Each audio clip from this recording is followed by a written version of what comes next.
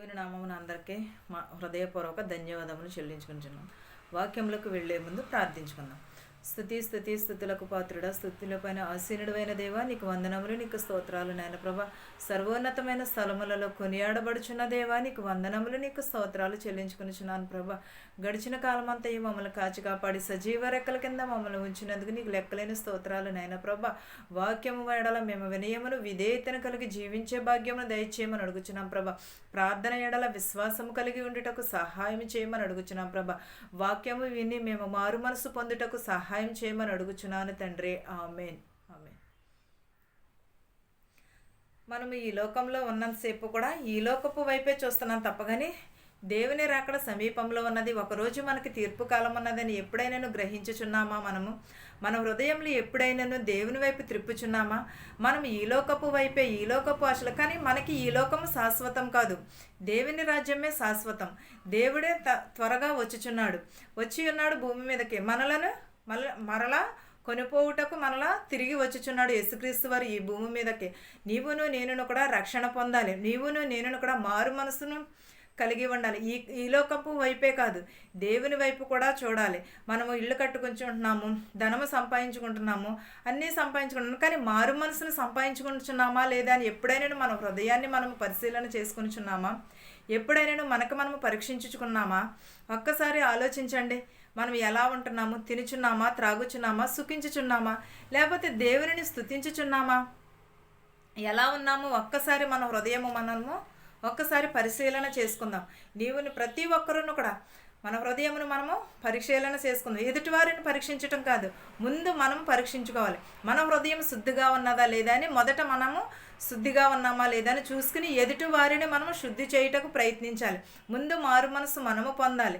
మనము మారు మనసు పొందితే ప్రతి ఒక్కరును కూడా మారు మనసు పొందుతారు. వాక్యం ఎడల అవ్వచ్చు, లేకపోతే మన ఇంట్లో ఏదైనా జరిగినప్పుడు అవ్వచ్చు. అన్ని వాక్యం పొద్దుటి నుంచి సాయంకాలం వరకు చదువుతూ ఉంటాం, కానీ ఒక్క వాక్యము మాత్రమే మన హృదయంలో నాటుకుంటుంది. ఆ వాక్యం ద్వారానే మనము విశ్వాసము కలిగి, నమ్మకమును కలిగి, దేవుని ఎడల వినయమును విధేయత కలిగి ఉంటాము. ఆ వాక్యం ఏమిటనేది, ఆ వాక్యం దొరికేంత వరకు మనం వాక్యం చదువుతూ ఉండాలి, ప్రార్థిస్తూ ఉండాలి. ప్రతి ఒక్కటి ఏదో ఒక నిమిషంలో దేవుడు చిన్న మాటలో మన హృదయంను మార్చేస్తాడు. ఆ మాట ఏమిటనేది ప్రతి ఒక్కరును కూడా ఎదురు చూడాలి. ప్రతి ఒక్కరును కూడా ఆ మార్పు కోసము, ఆ మార్పు వచ్చేంత వరకు కూడా ప్రార్థన చేస్తూ బైబిల్ చదువుతూ ఉండాలి ప్రతి ఒక్కరును కూడా. యోహాను 16:24 చూద్దామండి. వాక్యంలోకి వెళ్ళి 16:24 చూద్దామండి.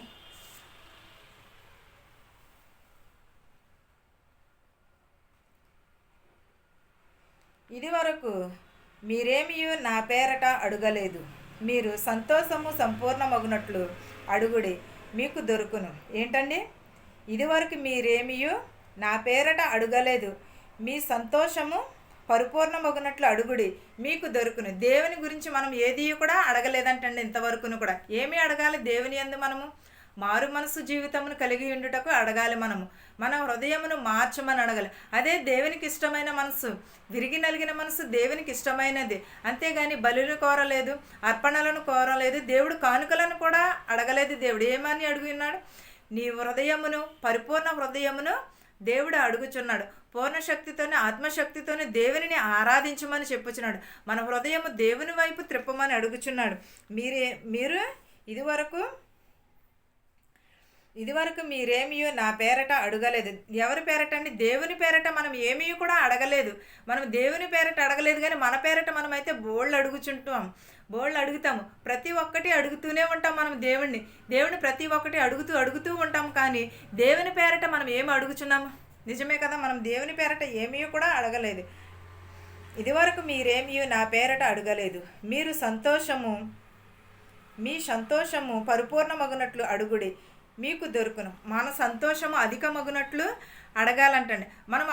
మన సంతోషం ఎప్పుడు అధికమవుతుంది? మన పిల్లలు బాగున్నప్పుడు, మన భర్త బాగున్నప్పుడు, మనకు అన్ని ఇంటిలో లోటుపాటు లేకోకుండా ఉన్నప్పుడు మనకి అప్పుడు సంతోషము కలుగుతుంది.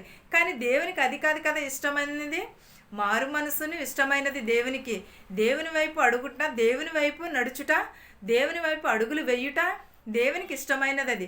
అది అడగాలి మనం ఎప్పుడునూ కూడా. మనకి అవసరమైనే కాదు, దేవుడే ఇస్తాడు మనకు అవసరమైన. దేవునికి తెలీదా మనకి ఎప్పుడు ఏది ఇవ్వాలో? దేవునికి తెలుసు. మన ఇంట్లో అవసరతలు ఏమిటయ్యి, మన హృదయంలో ఏమున్నదని దేవునికి కూడా తెలుసు. అలాంటినప్పుడు దేవుని కోసము అడగాలి తప్ప గాని మన కోసమే మనం అడుగుచుంటాం. ఎందుకంటే ఈ లోకంలో పాపలోకంలో ఉన్నంతసేపు కూడా అలాగే అడుగుతూ ఉంటాం. మన సంతోషం అధికమగునట్లు అడగమనచండి. దేవుడికి తెలుసు మనం ఎప్పుడు ఏది ఇవ్వాలో దేవుడికి తెలుసు. దేవుడు నువ్వు ఇవ్వాల్సిన అత్యంతమైన విలువైన కానుక ఏంటదండి? మన హృదయము. దేవునికి ఇవ్వాల్సినది అత్యంతమైనది కానుక ఏంటిది? మన హృదయము దేవునికి ఇవ్వాలి. అప్పుడు దేవుడు మనకి ఏ సమయంలో ఏది చేయాలో దేవుడే చూసుకుంటాడు. మన భారం అంతా కూడా దేవుని మీద వేస్తే దేవుడు మనల్ని ఎప్పుడూ కూడా చూస్తూ ఉంటాడు. మనం దేవుని పేరటన అడగాలి. అది దేవుడన్నా మీరు నా పేరట ఏమీ కూడా అడగలేదని చెప్పుచున్నాడు. కానీ దేవుడు మనల్ని ఏమన్నా మీరు సంతోషమగునట్లు అడుగుడి, అది మీకు దొరుకునని చెప్పుచున్నాడు. మనం సంతోషమగునట్లు దేవుని వాక్యమే మనకి సంతోషం కలిగేలాగా ఉండాలి. మనం దేవుని వాక్యముని అనుసరించి మనము నడుచుకోవాలి ప్రతి ఒక్కరూ కూడా. యెషయా 65:24 చూద్దామండి. 65:24 వారికి ఇలాగున జరుగును, వారు వేడుకొనక మునిపే నేను ఉత్తరమిచ్చేదను, వారు మనవి చేయుచుండగా నేను ఆలకించేదని. ఏంటదండి? వారికి ఇలాగున జరుగును, వారు వేడుకొనక మునిపే నేను ఉత్తరమిచ్చేదను, వారు మనవి చేయుచుండగా నేను ఆలకించేదను. దేవుడు మనము ఏమి చేయుచున్నామనేది అడగక మునిపే దేవుడు ఆలకిస్తానని అడుగుచున్నాడు. దేవుడు వారికి జరుగును. జరుగునండి? ఎలాగుననగా మనకి మంచి జరుగుటకి మాత్రమే చూస్తాడు. చెడు చేసేవాడు ఎంత మాత్రమును కూడా దేవుడు. వారు వేడుకొనక మునిపే నేను ఉత్తరం ఇచ్చేదను. మనకి ఏది కావాలో అది మనం అడగక ముందే దేవుడు ఉత్తరం ఇస్తానని చెప్పుచున్నాడు. ఎప్పుడునూ కూడా దేవుడు మన కొరకు దాచి ఉంచిన ధనమును కాదు కానీ మన కొరకు దాచి ఉంచిన హృదయము దేవునికి ఇవ్వాలి. దేవుని కొరకు మనం అర్పించుకోవాలి. అప్పుడు దేవుడు మనకు ప్రతిదీ ఇస్తాడు. చాలామంది అనుకుంటారు, ఒక దిక్కుకి ప్రార్థన చేయించుకోవడానికి వెళ్ళానండి. వెళ్తే అక్కడ ఒక ఆయన అన్నారు, అమ్మ ఇందాక వచ్చారాక ఆయన కూడా మామూలుగా ప్రార్థన చేయించుకోవడానికి వెళ్ళారండి. వెళ్ళినప్పుడు ఆయన ప్రార్థన చేయించుకున్నారు. నేను సంఘాలను కట్టాలని అనుకుంటున్నాను అని ఆయన్ని అడిగారంటే. ఆయన అన్నారంటే, మీ మిస్సెస్ గారు ఎక్కడ ఉంటారు అన్నాను. ఇతర దేశంలో ఉంటారండి. అంటే ఇద్దరు ఒక చోట ఉండి పరిచర్య చేయాలి కానీ నువ్వు ఒక చోట ఆవిడ ఒక చోట అయితే ఎలా కుదురుతుంది? ఇద్దరు ఒక చోట ఉండి పరిచర్య చేసుకోండి, అది ముందుకు వెళ్తుంది అన్నాను. ఆయన అన్నారంటే, నాకు అప్పులు ఉన్నాయండి, అప్పులుంటే నేను నా భార్యని రప్పించి నేను అప్పులు ఎలా తీర్చనంటే, అన్నీ దేవుడే చూసుకుంటాడు, దేవుడే నీరు పోసినవాడు నారిపోయిడా అనేసి చెప్పి దేవుడే చూసుకుంటాడు, అది నువ్వు ఆలోచించుకో అని ఆయన చెప్పేసి తప్పుకున్నారంటండి. ఆయన వెంటనే పక్కకు వెళ్ళి వెంటనే ఫోన్ చేసి 1 నెల రోజుల ఆమె భార్యని రప్పించాను. ఆయన ఈరోజు చాలా ఉన్నతమైన స్థితిలో ఉన్నాడు. మనల్ని కూడా దేవుడు అలాగే ఆశీర్వదిస్తాడేమో కదా. దేవుని మా ఎడల మనం నమ్మకమును విశ్వాసమును కలిగి ఉంటే దేవుడు కూడా మనల్ని కూడా అలాగే దీవిస్తాడు కదా. వాళ్ళని దీవించిన దేవుడు మనల్ని దీవించట్లేదంటే దేవుని మీద మనకు నమ్మకం లేదేమో, మనము దేవుని ఎడల మనం విశ్వాసం కలిగి లేమేమో, వాక్యం ఎడల మనము నమ్మకముగా ఉంటున్నామా, వాక్యం అనుసరి వాళ్ళు దేవునిలో ఎంత ఎదుగుంటే వాళ్ళు దేవుడు అంతలా ఆశీర్వదించాడంటారు ఈ రోజుని. కాదు కదా. ప్రతి ఒక్కరు కూడా ఒకసారి గ్రహించుకోవాలి. మనం వాళ్ళకి జరిగిన మేలులు మనకెందుకని జరగట్లేదు, వాళ్ళకి ఇచ్చిన దేవుడు మనకెందుకని ఇవ్వట్లేదు అని ఆలోచించుకుంటామే కానీ వారు ఎంతగా ప్రార్థిస్తున్నారు, వారు ఎంతగా దేవునిలో ఎదుగుతున్నారు, నేను ఎలా ఉన్నానని ఎప్పుడైనా మన హృదయంలో మనం ఎప్పుడైనా ఆలోచించుకునిచున్నామా? ఎప్పుడైనా ఒక్కసారి మన హృదయం మనం ఆలోచించుకుని దాన్ని బట్టి వాక్యంలో అనుసరించి నడుచుకోవాలి. మనకి దేవునికి ఇష్టమైనది ఇది, అత్యంత విలువైనది కానుక ఏంటిది? మన హృదయము. దేవునికి అత్యంతమైనది కానుక ఏంటిది? మన హృదయము దేవునికి ఇవ్వాలి. అప్పుడు దేవుడు మనలను అంతకంతకు కూడా ఇస్తూ ఉంటాడు తప్ప కానీ దేవుడు ఎంత మాత్రమును కూడా త్రోసివేసేవాడు కాదు. ఒక తెలివైన వ్యక్తి ఏమనుకుంటాడంటే, వీళ్ళందరికన్నా గొప్పవాడిని నేనే అనుకుంటారు. ఎక్కువగా మాట్లాడుతూ ఉంటారు. ఆడవాళ్ళేంటి మగవాళ్ళేంటి ప్రతి ఒక్కరును కూడా ఏమనుకుంటారు, ఏంటి దానికన్నా నేనే తెలివైన దాన్ని అని అనుకుంటారు. వాడికంటే నేనే తెలివైందని ఎవరి తెలివితేటలు వాళ్ళకు ఉంటాయి, ఎవరికి వాళ్ళే ఉంటారు. అంతేగాని మనం ఎప్పుడూ కూడా దేవునిని అనుసరించి నడుచుకోవాలి తప్ప కానీ ఈ లోకపు వైపు కాదు. వారికి జరుగును, వారు వేడుకొనక మునిపే నేను ఉత్తరం ఇచ్చేదని. దేవుడు వారి పట్ల మంచి కార్యములు చేశాడు కదండి. దేవుని కార్యం చేయాలని పూనుకున్నప్పుడు వారు ఇక్కడికి వచ్చారు, చర్చి కట్టుకున్నారు, చర్చిలో నడిపిస్తున్నారు, వారి బాకీలన్నీ కూడా దేవుడే తీర్చేశాడు. ఒక 6 నెలల్లో ఎలా వచ్చినదే ఆవిడ భర్త మాటకి లోబడి వచ్చింది. ఆయన ప్రార్థించగా ఆయన మాటకి దేవుని మాటకి లోబడి అతను రప్పించాడు. ఆవిడైతే భర్త మాటకి లోబడి వచ్చింది. కానీ దేవుడు అప్పులో ఒక 6 నెలల్లో కూడా ఆవిడ సాక్ష్యం చెప్పుకున్నదని చర్చిలోని. అప్పుడు మేము విన్నామన్నమాట. అది అలా విని చెప్తున్నానండి ఇప్పుడు. అదే దాన్ని బట్టే తప్ప కానీ దేవుడు ఎలా తీర్చాడు, ఎలా వచ్చింది ఆవిడ అనేది దేవునికే తెలుసు. దేవుడు మన ఎడల గొప్ప ప్రణాళిక చేయబోచున్నాను అన్నాడు. ఆ ప్రణాళిక ఇదేనేమో, ఇలాంటివేనేమో, ఇలాంటి మేలులేనేమో ఒక్కసారి మనం పరీక్షించుకోవాలి కదా. ప్రతి ఒక్కరూ కూడా ఉత్తరం ఇచ్చేదను, వారు మనవి చేయుచుండగా నేను ఆలకించేదని. వారి ఏం ప్రార్థించారు, నా భార్యను ఇలా రప్పించమని ప్రార్థించారు. ప్రార్థించగా వెంటనే దేవుడు పూనుకోకపోతే ఏది కూడా జరగదు కదండి. వెంటనే ఉత్తరం ఇచ్చాడు దేవుడు. వారి బాకీలు తిరుపని వాళ్ళు కూడా చర్చి కట్టుకుని ఈరోజు చాలా ఇదిగా ఉంటున్నారు. చాలా చర్చిలు కూడా నడుపుతూ ఉంటారు, చాలా చర్చిల్లో కూడా వెళుతూ ఉంటారు. మనం అలాగ ఉండాలి. కానీ ఇప్పుడున్న పాస్టర్లు ఎవరైనా సరే కూడా ఒకరిని కించిపరుస్తున్నారు, ఒకరిని కించిపరిచి నీళ్లు పోసి కూర్చోబెడుతున్నారే తప్ప కానీ వారికి ప్రోత్సాహం అనేదే లేదండి. వారికి ఎదరికి నెట్టుకెళ్దాము, ఎదరనికి వెళ్ళి వారి ఎడల నమ్మకమును ఏర్పరుద్దాము, వారు బలపరుద్దాము, వారు హృదయము మారుద్దామని అది లేదు. వీళ్ళ నాకంటే ఎక్కడ గొప్పగా చేసేస్తారో, వీళ్ళ నాకంటే గొప్పవారు ఎక్కడైపోతారని స్వార్థపరులు ఎక్కువైపోయారండి ఈ రోజుల్లోని. చాలామంది కూడా స్వార్థమే తప్ప కానీ ఎవరును కూడా మంచిగా ఆలోచించే మనుషులు లేరు, ఎవరును కూడా లేదు. పాస్టర్లు అనే మాట కాదండి, ప్రతి ఒక్కరును కూడా అలాగే ఉన్నారు ఈ రోజుల్లోని. ప్రతి ఒక్క మనిషి కూడా స్వార్థపరులుగా ఉండిపోయారు. అందుకని ఎప్పుడైతే మనలో స్వార్థం ఎక్కువైందో అప్పుడు దేవుడు మనలను తగ్గించే విధముగా ఒక చోటను కూర్చోబెడతాడు. ఎప్పుడును కూడా మనుషుల ఎదుట తగ్గింపబడాలి, దేవుని ఎదుట కూడా తగ్గించుకునే ఉండాలి. మనం మనుషుల ఎదుట ఎలా ఉన్నా కూడా దేవుని ఎదుట మాత్రం మనం నిజముగా తగ్గింపబడేవారుగానే ఉంటేనే మనకి ప్రతీది కూడా సాధ్యమవుతుంది. మనం ఏమన్నా తగ్గింపబడేవారు హెచ్చింపబడేవారు ఎప్పుడు కూడా తగ్గింపబడతారని చెప్పారు. చాలామంది వాళ్ళకంటే నేనే పైగా, వాళ్ళతో నాకు పని ఏంటని చాలామంది గర్వం పడతారు. గర్వం నాశనమునకు ముందు ఏమి నడుచును, గర్వము నడుచునని చెప్పి ఉన్నాడు. అలాంటినప్పుడు మనం తగ్గించుకుని ఉంటే దేవుడు మనలను ఉన్నత స్థితికి తీసుకెళ్తాడు. దేవుడు మన ఎడల గొప్ప ప్రణాళిక చేయబోతున్నాడు, మనకి మంచి ఫలితమును ఇవ్వబోతున్నాడు. అలాంటినప్పుడు మనం ఎంత కలిగి ఉండాలి, దేవుని ఎడల ఎంత నమ్మకమును, వాక్యమును ఎంత అనుసరించి నడుచుకోవాలి. ప్రతి ఒక్కరూ కూడా వాక్యమును మనము మొరపెట్టక మునిపే మనకి ఉత్తరం ఇచ్చేదనని చెప్పుచున్నాడు దేవుడు. అలాంటి ఉత్తరమును కొరకు మనం ఎదురు చూడాలి. కానీ మనము అది తిరస్కరించుకునేవారుగా ఉండకూడదు. ఎప్పుడును కూడా మనము ఈరోజు మనం ఇలాగున్నాము, ఏమో రేపు ఎలాగుంటామో ఎవరికి కూడా తెలియదు కదండి. ఏమి సంభవించినో కూడా తెలియదు. ఈ నిమిషమే మనది, మరు నిమిషము మాత్రం మనది కాదు. అందువలన మనం ఎంత నమ్మకమును కలిగి ఉండాలి, దేవుని ఎడల ఎంత విశ్వాసము కలిగి ఉండాలి. తెలివైన వ్యక్తి ఇహలోక విజయాల కోసమే ఎదురు చూస్తాడు. ఎప్పుడు కూడా తెలివైన వ్యక్తి ఏంటంటే ఇహలోక విషయాల కోసమే పరుగులు తీస్తాడు. కానీ జ్ఞానం ఉన్న వ్యక్తి ఏం చేస్తాడు, పరలోక విజయం కోసమే పరుగులు తీస్తాడు. అలాంటినప్పుడు మనం ఈ లోకం వైపు చూడాలా, లేకపోతే పరలోకపు వైపే మనం పరలోకపు విజయము కోసమే మనం పరుగులు తీయాలి. కానీ ఈ లోకమైన వాటి ఎంత కూడా వ్యర్థమైన వాటి కోసము కాదు, కానీ పరలోకము కోసము మనము పరుగులు తీయాలి. ఫిలిప్పీలకు 4:6 చూద్దామండి. ఫిలిప్పీలకు 4:6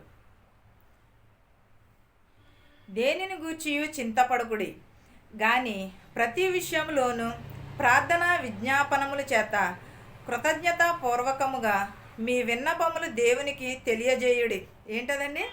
దేనిని గూర్చియు చింతపడకుడి, కానీ ప్రతి విషయంలోని ప్రార్థన విజ్ఞాపనముల చేత కృతజ్ఞతాపూర్వకముగా మీ విన్నపములు దేవునికి తెలియచేయాలి. మన విన్నపములు ఎవరికండి?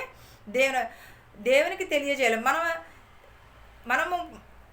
మనం దేవుడు ప్రార్థిస్తే ఏమన్నాడు, మనము ముగింపక మునిపే దేవుడు మనకి ఉత్తరం ఇస్తానని చెప్పుచున్నాడు. అలాంటినప్పుడు దేవునికి మన దేనిని గూర్చి కూడా మనము చింతపడకూడదు. దేవుని మీద మాత్రమే ఆధారపడి ఉండాలి. ప్రార్థన చేయడం నీకు కష్టంగా ఉందంటే పాపము చేయుటకు నీకు ఇష్టంగా ఉన్నదనే కదండి అర్థం.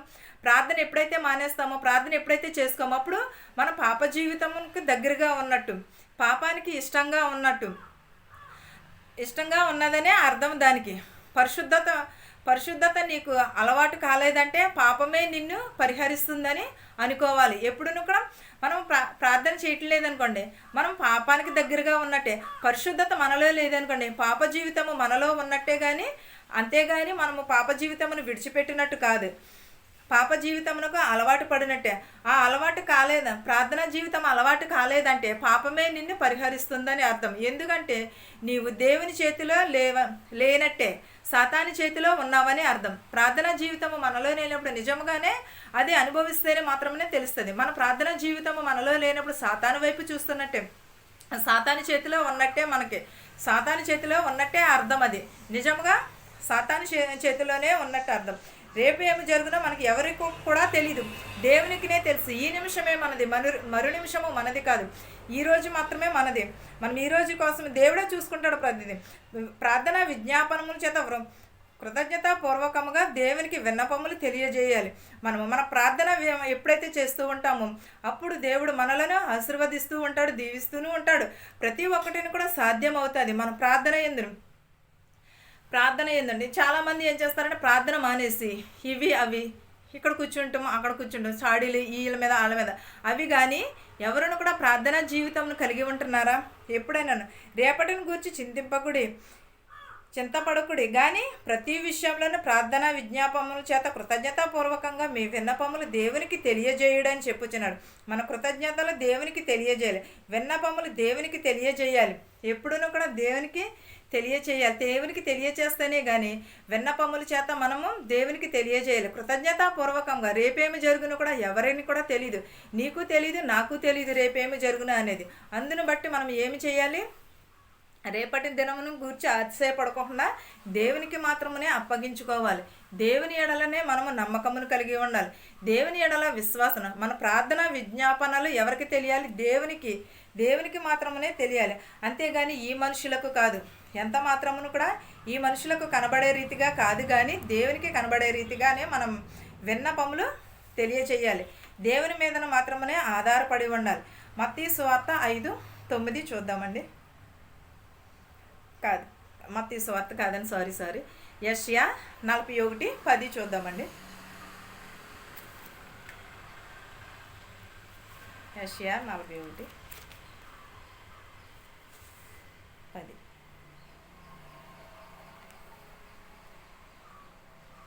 బూదిగంతముల నుండి నేను పట్టుకుని దాని కొనల నుండి పిలుచుకునివాడా, నీవు నా దాసుడవని నేను నిన్ను ఉపేక్షించి ఏర్పరచుకునియుంటునని నేను మీతో చెప్పి ఉన్నాను.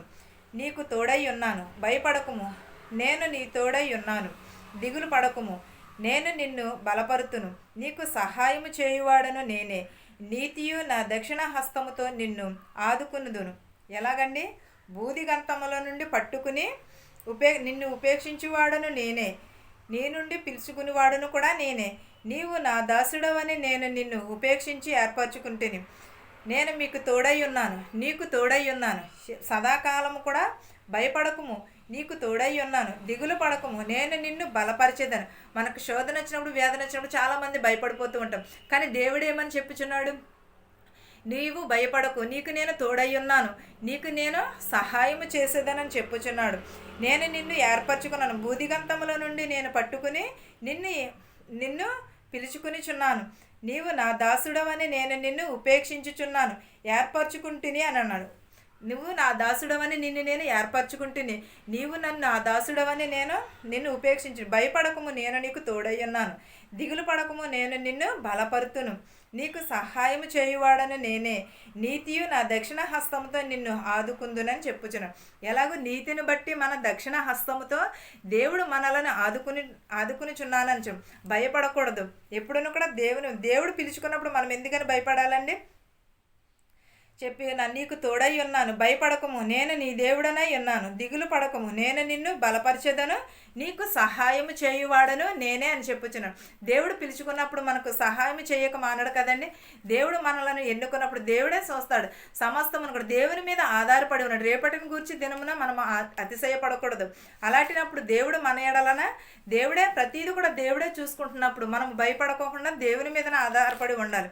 దేవుని ఎప్పుడును కూడా నమ్మకమును కలిగి ఉండాలి. నాకు సమాధానం కలుగజేస్తానని చెప్పుచున్నాడు దేవుడు. అప్పుడు అలాంటి సమాధానం కొరకు ఎదురు చూడాలి కానీ భయపడటం ఎందుకు? దేవుని మీద ఆధారపడి ఉండాలి మనం. రేపటి దినమును గురించి కూడా మన దేవుడు పిలుచుకుంటున్నాడు. దేవుడు మనం అడిగినది మన ప్రార్థన ముగింపక మునిపే ఉత్తరం ఇస్తానని చెప్పుచున్నాడు. అలాంటినప్పుడు దేవుని ఎడల మనం ఆధారపడి ఉండాలి తప్ప కానీ దేవుని ఎడల మనము నమ్మకమును కలిగి ఉండాలి కానీ, అంతేగాని మనము దేవుని ఎడల విశ్వాసమును పోగొట్టుకోకూడదు.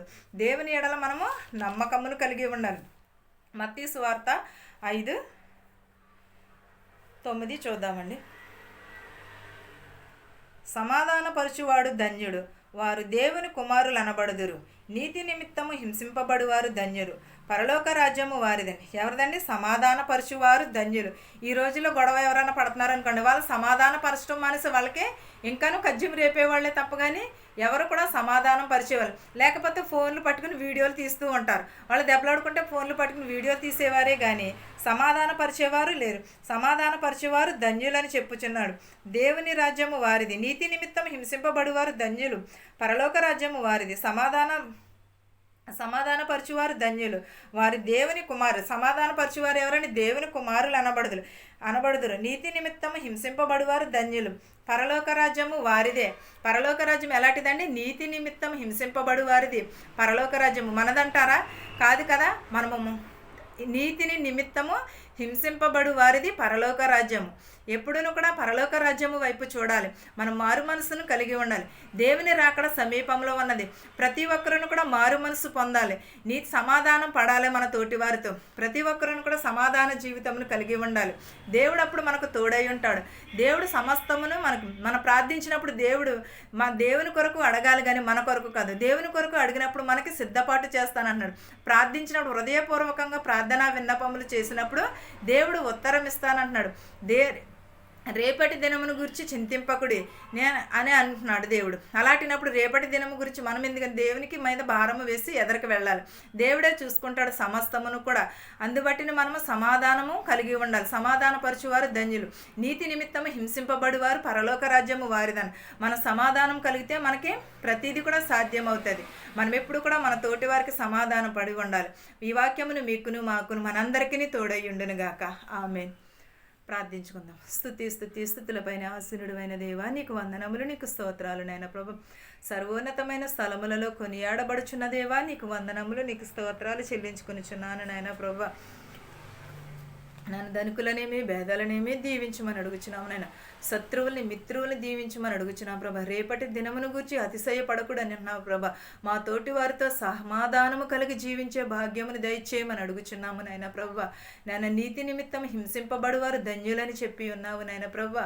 నీ వాక్యము మా హృదయంలో నింపుకుని దాని ద్వారా నడుచుటకు సహాయం చేయమని అడుగుచున్నాము నాయన ప్రభా. బస్సులో వెలిచినట్టు వారిని, రైల్లో వెలిచినట్టు వారిని, హెలికాప్టర్లో, ఆటోలో, ట్యాక్సీలో, బళ్ళ మీద వెలిచినట్టు వారిని వారి గృహాలకి సురక్షితంగా ఉంచమని అడుగుచున్నాము నాయన ప్రభా. నీకు లెక్కలేని స్తోత్రాలు చెల్లించుకునిచున్నాను నాయన ప్రభా. నీకు వందనములు నాయన ప్రభా. గడిచిన ప్రభా నీకు స్తోత్రము నాయన ప్రభా. హాస్పిటల్లో ఉన్న వారిని దీవించమని అడుగుచున్నాము నాయన ప్రభా. గర్భిణీ స్త్రీలకి సులువైన కానుపు దయచేయమని అడుగుచున్నాం ప్రభా. పిల్లలు లేని వారికి పిల్లలు దయచేయమని అడుగుచున్నాము నాయన ప్రభా. నాయన హాస్పిటల్లో జ్వరాలతో బాధపడుచున్నారు ప్రభా. వారిని ముట్టి స్వస్థపరచమని అడుగుచున్నాము నాయన ప్రభా. నేను ఆపరేషన్లు చేయించుకుని చాలామంది బాధపడుచున్నారు ప్రభా. వారి గాయములను ముట్టమని అడుగుచున్నాము నాయన ప్రభా. గర్భిణీ స్త్రీలకు సులువైన కానుపు దయచేయమని అడుగుచున్నాము నాయన ప్రభా. బాలింతలను దీవించమని అడుగుచున్నాము నాయన ప్రభా. చదువుకుంటున్న బిడ్డలను కూడా దీవించమని అడుగుచున్నాము నాయన ప్రభా. వారు వెళ్ళిచుండగా వచ్చిచుండగా వారికి ప్రభా తోడు నీడగా ఉండమని అడుగుచున్నాం ప్రభా. ఉద్యోగాలు లేని వారికి ఉద్యోగములు దయచేయమని అడుగుచున్నాము నాయన ప్రభా.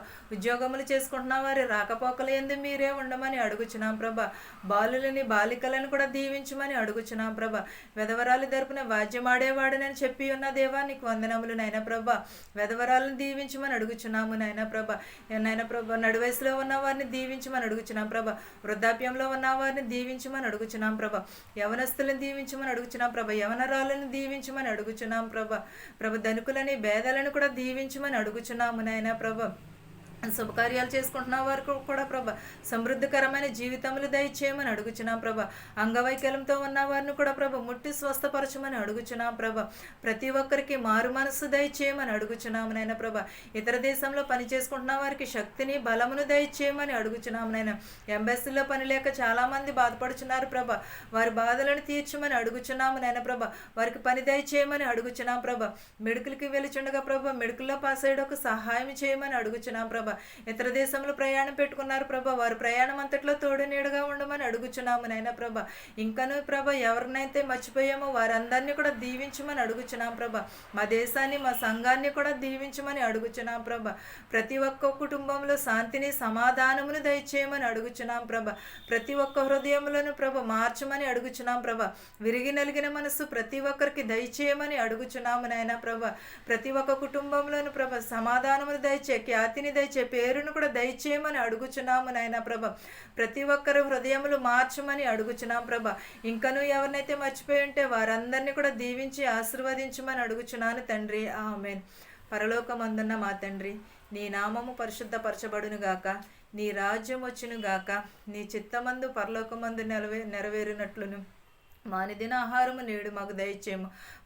మా రుణస్థులను మేము క్షమించిన ప్రకారము మా రుణములను క్షమించుము. దుష్టుల నుండి శోధన నుండి తప్పించుము. రాజ్యమును శక్తియు మహిమయు నిరంతరము నీవై ఉన్నావు మా తండ్రి. Amen amen. అందరికీ వందనాలు.